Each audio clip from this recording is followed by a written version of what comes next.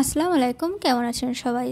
আজ আরেকটি clay crafting video আপনাদের সাথে শেয়ার করব। তবে চলুন শুরু করা যাক। আজ আমি একটা ফুল বানাবো।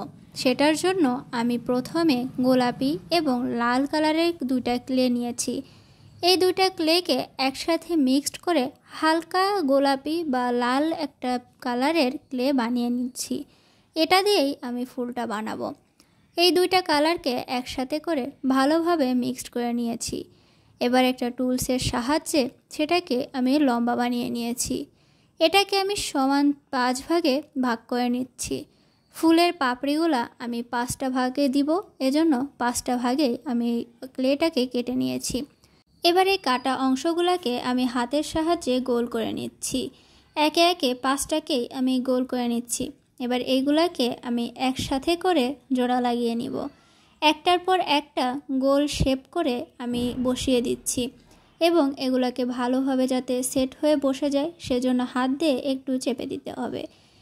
একটা টুলসের সাহায্যে যে 5টা বল আমি বসিয়েছিলাম সেগুলোর বাইরের থেকে ভেতরের দিকে হালকা চাপ দিয়ে নিচ্ছি, যাতে করে এগুলাকে দেখে ফুলের পাপড়ি বলে মনে হয়।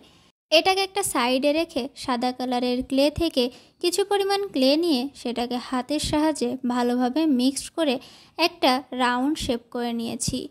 এবার হালকা গোলাপি কালারের ক্লে থেকে কিছু পরিমাণ ক্লে নিয়ে সেটাকেও ভালোভাবে মিক্সড করে একটা লম্বা শেপ দিয়ে 3টা অংশে ভাগ করে নিয়েছি।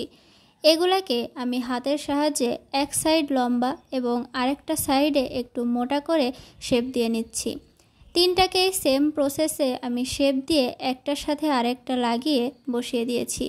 এবার একটা টুলসের সাহায্যে এগুলোকে হালকা প্রেস করে আমি চ্যাপ্টা শেপ দিয়ে নিয়েছি।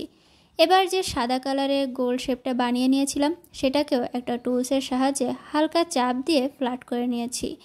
এবার 3টা শেপ যেটা আমি বানিয়ে রেখেছিলাম হালকা পিঙ্ক কালারের, সেটাকে আমি এই সাদা বলটার ওপরের দিকে সেট করে নিয়েছি।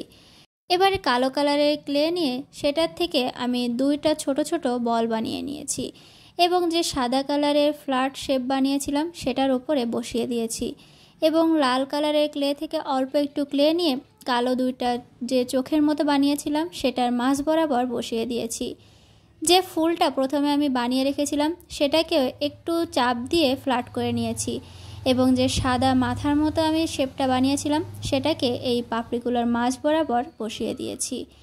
এবার হলুদ কালারের ক্লে থেকে অল্প একটু ক্লে নিয়ে সেটা থেকে আমি 5টা অংশ বের করে নিচ্ছি এবং এগুলাকে ফুলের যে পাপড়িগুলো বানিয়েছিলাম সেটার মাঝখানে বসিয়ে দিচ্ছি, যাতে ফুলগুলো দেখতে আরও সুন্দর লাগে। এই তো আমার ক্লে দিয়ে বানানো ফুলটাও প্রায় শেষের পথে। আপনাদের কাছে এই কিউট ফুলটা কেমন লাগলো জানাতে ভুলবেন না কিন্তু। আজকে এ পর্যন্তই।